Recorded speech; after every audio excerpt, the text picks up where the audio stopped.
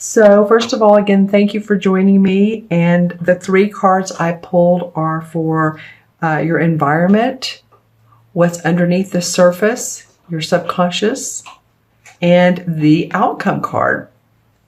And so let's begin with the first card. And I can't tell you how many times this card has come up. Well, let's see, 1, 2, 3. I'm about halfway done for these astrological signs. I think you're my number 6. I'm just doing them and actually this time I'm doing them in the order of fire sign, air signs, water signs. I've never done that, but it feels right. So you're my 6th one, and this card has come up in this position 3 separate times for other signs. So there's some sort of universal message here. And what it is, it's the same as the death card. In traditional tarot, it's called the death. This particular deck is called transformation because, really that's what it is. The death card is rarely about physical death. It's letting go of people, circumstances, beliefs, whatever is limiting us and keeping us from moving forward is what this card is about. So it's a time of endings, is close at hand. And don't resist changes, although they may feel abrupt or uncertain and sudden, but they may be taking you to a place of comfort and security. And this could be in business, this could be in relationships, your career. So the transformation card is asking you to have strength and courage during this time, because really, and I'm looking at this spread and I'm thinking, the outcome is pretty awesome. You're just changing, Libra. And it could be that, that moon that we had on April 11th in the sign of Libra. So you guys are leading the way in a way. This is for Libra, sun, moon, or rising. So as always, watch your moon and rising signs as well. And so, I meant that when I said that in a way you all are leading the way. That was an important moon for us. Has to do with our relationships, and relationships are really, that's what we're here to do, is to learn how to communicate with each other, learn how to love each other or not. Maybe there's just some people in your life that it's just not working. And this could be a partner, this could be a love partner, it could be an individual or a group of individuals. And it's okay to release. It's okay to let go if it's not in your supportive best interest. You can't live in the past any longer. So I know Libra is about balance. I have a lot of Libra in my chart, believe me. And so this is a time to be open, is to stretch your wings and be open to that new change. It's time to move on. Take the next positive step. So questions that you could be asking are there any loose ends that you need to tie up? Are there people in my life whom I need to express myself to? What needs to be completed so that you can have a fresh start, Libra? Because I'm looking at this 3rd card again, and you're getting ready to create your own destiny. So you need to release what's not working in order to put on your new coat of armor, your new, it could be armor or it could be a beautiful velvety, whatever feels good to you, but you're putting on new skin. Really, if you think about it, with this shift that we're all going through, our bodies are really changing physically, spiritually. So that's an important first card. It seems to be an important universal first card. And if you hear any background noise, that's my dog. He's gone from chewing on his bone to, there was a piece of paper on the ground, which I don't need, thank goodness, because he's in the chewing mode. He's a very good pup. He's just enjoying himself. Now he shakes. Okay. So, that's part of life too, is when you let go, enjoy that letting go. Enjoy the the exciting opportunities that can come your way. What's going on underneath for you, Libra, is what would be the same as the Two of Swords. Oh, and I do want to point out too that in your spread you have two major arcana cards. This is one and this is one.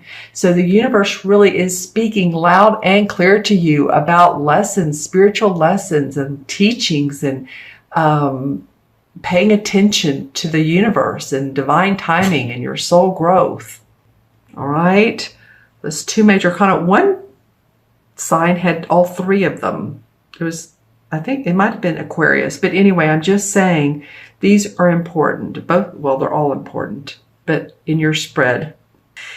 So this is the Two of Swords. And as you think about it, you know what the Two of Swords normally looks like. It's a woman who has her arms crossed over her heart, and she has a bandana around her eyes, and there's usually water in the background. She's standing near a beach where there's waves.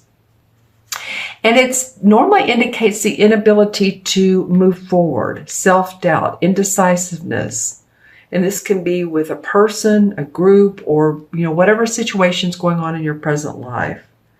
And it may not be an easy decision, but you're ready to move forward with the right strength and the right courage. Just enough, a balance of is what I want to say, because the two is a very peaceful number. Actually, it's very diplomatic with another person. So if you can have peace within your mind, peace within yourself, and again, let go. It may be that, when we let go of the drama, it's like sometimes we need to recreate circumstances so that we feel like we're moving somewhere, whether it's forwards, backwards, sideways. But you don't have to. You can let go of this, Libra. You can let go of the mental conflict. Because when you finally decide to make that decision, act on your choices, act on what makes you feel good, then that resolution will really, set you free, and you'll move into this third card, which the outcome is the Magician. Magic will happen. Again, soul growth. That's what a lot of the signs are telling me, the cards that are being spread. This deck is definitely more spiritual. So soul growth has come up a couple of times, but I do feel like that you guys are in that phase. There is assistance out there for you to make wise counsel too. So or wise counsel is out there for you to make a decision. Let's just say it that way. It could be, I'm balancing out the scales, aren't I?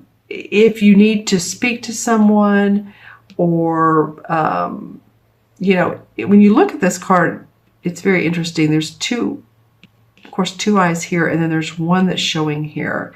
It's almost like your higher consciousness, or another person, or an angel or guide, or whoever you seek truth from. It could be a mentor, a guide, like I said. This feels like the wisdom. This quarter that's kind of cut out is almost like higher consciousness. It could be your third eyes, intuitiveness, and psychic ability. But you have support to make the decisions. I think for a lot of you, it's career growth. A lot of you, it's relationships as well. If it's career growth, then it's like saying, okay, this scares what out of me? An intuitive told me that years ago. She goes, Tara, something really scares you, but you still kind of want to do it. It's a sign to do it. If it scares you, it's like, oh no, that's not even a good thing. Then not to. But sometimes it's good to feel a little bit of trepidation, but a little bit of excitement. And so with that, you can move forward. You can unleash your desires, if it's in a romantic relationship and you're in a relationship, then it's probably about communication, as we know. It's about standing your ground. It's about not putting up with what doesn't serve you if someone's not treating you right, or even, it could be you not treating others right. So remember, we are in this This is about two. This is about diplomacy. You know, my mother always said, if you can't say something nice, don't say it. Well, you know, there's another way of saying that. If you're talking in communication with a partner and you need to express it, figure out how to express what you need to say in a diplomatic way that serves you both. You know, you guys do that. So just think about relationships, friends. It could be that too. But let yourself off the hook as well. On the other flip side of the coin, let yourself off the hook. And don't feel like you have to be the one always pulling the card, pulling the load. It's the number 2, diplomacy. Okay, so that's what could be going on subconsciously for some of you Libras. The outcome is, like I said, the Magician. This particular deck calls it new beginnings. And as you can see, it's like she's walking on the earth. She's taking the first step. There always has to be a first step.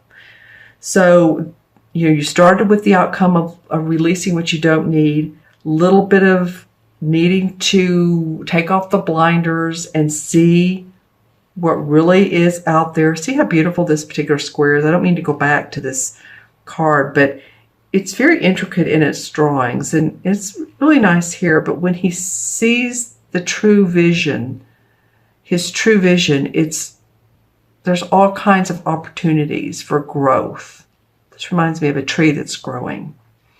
Okay, so then the outcome is you're going to want to take that first step to create with the elements of the earth, your money, the pentacles, the wands, which are your life force, the cups, which are your emotions, and the swords, which are your decisions in life. So as you can see, she has her strap on. She's ready to do some walking. She's ready to move forward. Feels good about... Actually, you know what? I said this is the Magician. This is the Fool. I apologize. This is the Fool. So going back even more so, this is, okay, so this Fool, excuse me for that, this Fool takes this naive approach in life and doesn't care what he or she has or doesn't have, because it's fun, it's serendipitous, it's not conforming to society and what others think of you or that individuals expect of you at this time. It's your own adventure, Libra.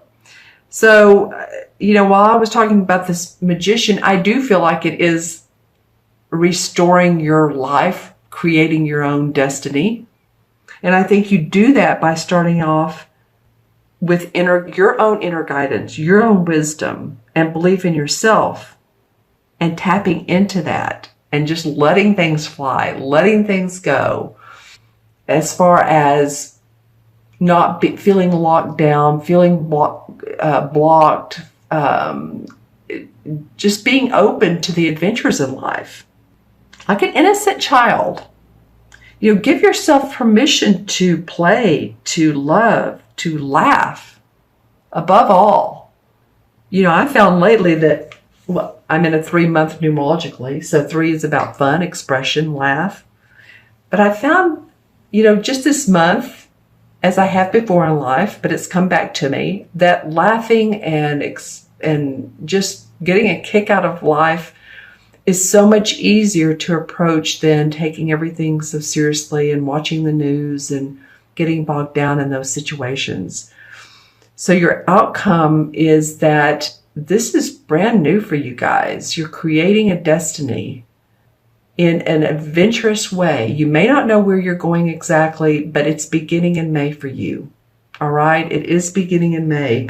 The last thing I'm going to do before I add up the numbers is I've pulled the 7 chakra cards in this deck. This deck has the 7. And I'm pulling one for the resolve, or what chakra would be helpful for you guys to pay attention to. I think this one wants to come out. It wanted to come out before it dropped. It was sticking out above the others. So here we go. This is the sacral chakra. The second chakra, of course, number 2. We're focused on that number for you guys today. The second chakra is based in the abdomen area. It's about 2 fingers below your navel area. And it has to do with intuition. It's, of course, orange. And it's the I want area. It's about our emotions and desires and creativity and sexuality. So if you all really, pay attention to your desires and what you want to create. This is an excellent stone. It's the color of the second chakra. It's carnelian. Can you see that? Sorry, I didn't have it under the camera. And to balance this chakra and keep it flowing, walking, dancing, moving your hips, your lower abdomen, it's almost like with this Fool, let yourself just be open and imaginative. And some of you that dance, it's like free-flowing dancing. And that will stir up your intuitive abilities, your, for you guys even, it's the intuitive life force. It's not your third eye or your crown chakra, but it stirs up that imagination. It's your second chakra, so it's very important to pay attention to it and to nurture yourself and express, your self in a compassionate way. Use color meditation and, express yourself sexually too. And I don't mean, being available to everybody. I'm saying if you're a female that, you might want to put something on and dress pretty. If you're a male, you might just want to feel how, sexual you feel, or to own your sexuality, basically is what this card talks about. Okay? This one has not come up yet. The sacral chakra. I'm going to add these numbers up. We have 13 and 2 and 0. So 13, 15. 1 and 5 is 6. 6 in numerology is about self-love and creating abundance. I find with 6 life paths, or if you're born on the 6th or the 15th or anything that adds up to 6, it's good to take care of yourself, because a lot of 6, especially the life paths, they put others before themselves. So this is an indication for you all to pay attention to self and your desires. All right. And the 6 in the traditional tarot is the same as the Lover's card. Very interesting, huh? Are the people in my life empowering and encouraging me to be all that I can be? Because you're on this new mission. That's one of the questions you can ask. Are we teaching each other lessons? And are we mirroring each other in a positive way? Are we learning from each other? What am I learning from this relationship? Those could be some of the questions. Might be really interesting to see what you're learning, how it's benefiting you, how it's helping you to grow if you're in a relationship.